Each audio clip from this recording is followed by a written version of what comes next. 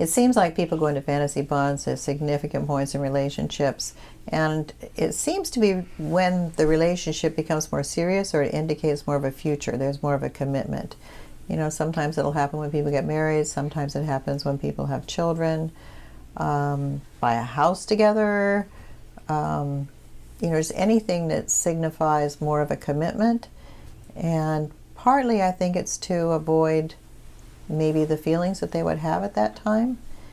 And so they just create this fantasy and go off into a fantasy, and they're not really relating to each other anymore.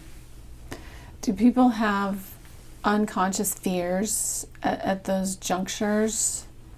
I think people definitely have unconscious fears at those junctures, and partly they have to do with, they have to do with life and existential issues and death. And, you know, when you're making a commitment, you're picturing a life with that person, and you know at some point you're going to lose them, or they'll lose you, and it just, it becomes very existential, and it's there's a lot of deep fear around that. It's a funny thing, but sometimes people's fear of loss is triggered by positive events, that they'll feel so valuing of their life that they feel also more frightened of losing it, or they feel so loving of their partner and valuing of their partner that they feel so afraid of losing them.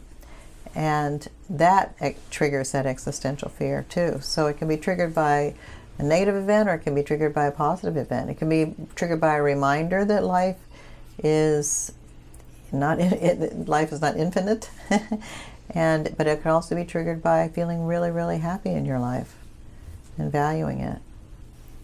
And so at times like that, do people then resort to the way they comforted themselves as small children? Yeah. People resort to their old defenses. And again, it's a funny thing. People aren't usually aware of being afraid.